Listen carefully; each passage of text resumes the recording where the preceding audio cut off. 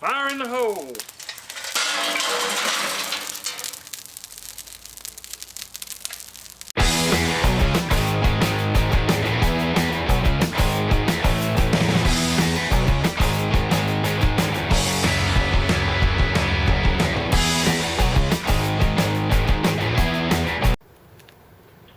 Yes, indeed. We do have a fire in the hole. Thank you, Tom Jones, for that excellent introduction. And we're going to smoke a pork shoulder today. I'm going to show you an easy way to do it. I got my pit set up for indirect heat, snake method. Let's pull back a little bit and I'll show you what that looks like. The charcoal's kind of set up in a semicircle around the pit with some apple wood right here at the beginning of the snake. And we're going to light that. It's a dreary, rainy day here in South Florida. Tom, I wish you could send me some of that Texas sunshine. You know, they call this the Sunshine State. And in the summertime, you wish the sun would go away. But any other time, all it ever does here is rain. But anyway, let's get this pork roast going. Please, stay tuned. Okay, my grill's coming up to temperature, and I got my pork shoulder. And I have deeply scored the fat cap and rubbed him down 2 nights ago with a cup of kosher salt and a cup of brown sugar, and that's all. That's all there is in the rub. We're going to put him on the grill and we're going to let him smoke for about 3 hours, and then we'll give him a bath and some beer, and then we'll give me a bath and some beer. And I'm going to need it because it's raining, it's miserable here today. Anyway, let's get this on the grill and get them smoking. And this is the easiest way that you can possibly do a pork shoulder.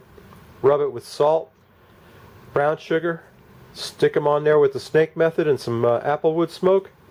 You're good to go. It's like almost like a crock pot. You just set it and forget it. So let me get them on there, show you what that looks like, and then we'll cook them up. So stay tuned.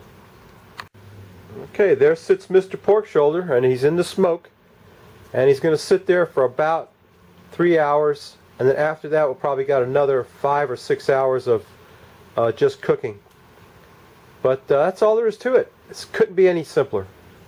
Okay, so we'll check back in a little while and check him out, and we will be having a beer, don't you worry. So stay tuned. Alright, so my pork roast has been on the fire, on the smoke, for about 3 hours. What we're going to do now is take him off of there. How's he look? Pretty good, huh? Okay, yeah, let's get him off of there and put him in this pan. I have a pan here with some onion cut up in it, a whole onion. We're going to take our pork roast and, if I can, without dropping him, put him in that pan. Can you see that? Yeah, how's that look? Pretty good, huh? Let me just move that a little bit where you can see what I'm doing. There you go. And I'm going to put in that pan a little bit of beer. And I happen to have here Elderberry, Magic Hat Elderberry. It's an elderberry beer with, it's a Weissen, Weissen, which means Weissen, means wheat beer, and with elderberry flavoring. We're going to pour that all over him. There you go. I'm going to save a swallow for the pitmaster. What do you think? Ah, yeah. Tastes good. Tastes almost like wine. And then we're going to take some water. Put a little bit of water in there. And then I've got some apple juice and soy sauce. I'm going to put that in the bottom of that pan. Pour that on him. Give him some color. And what we're going to do is we're going to use that as we continue to roast our meat. We're going to baste it with this juice from the bottom of our pan. So we're just going to keep basting him every couple of hours. Keep him nice and moist. We're not going to make pulled pork with this. I'm going to insert a thermometer into him. I want to slice this up for pork, barbecue pork. So we're going to put the thermometer in there, and we're shooting for 190 degrees. So we're going to put him back on the fire and continue roasting him in that pan for probably about another 3 hours. So we'll check back in about another 3 hours, and by that time it'll be beer 30, and I got a very special beer for today. So please stay tuned. There's the Frosty Root Boy mug. That can only mean one thing. Time for a beer. Today's beer is a very special brew that I've been waiting to try for a long time. Lagunitas Brown Sugar. Brown sugar, what makes you taste so good? Uh-oh. Oh, I thought my handy dandy bottle opener was going to fail me there. Let's pour some of that out. I bet that's good. Brown sugar. Brewed with brown sugar. Wow, look at that. A nice dark ale. Look at that, baby. Woohoo! Can you see that? Oh yeah, that looks good. Wow. I can't wait to quaff the froth off of that. What do you think, Roll? Should you go for some of that? I think so. Let's give that a taste and a sniff.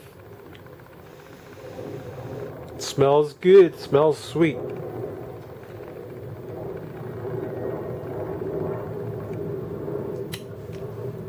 Yeah, you can really taste the sugar in it. That's some good stuff right there. Wow, brown sugar. I got to show you what else I got here.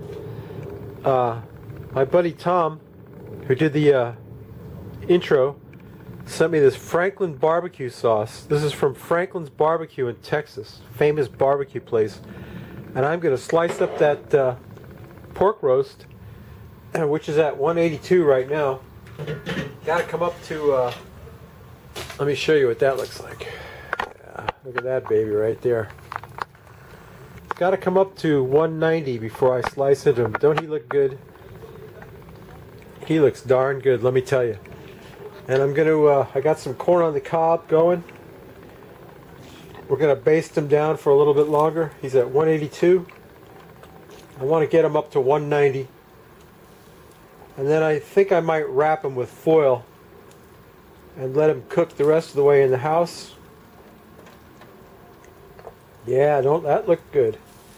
I could make an awesome gravy with that juice that's in the pan, but I'm not gonna. I'm gonna put that Franklin's barbecue sauce on my piece of beef.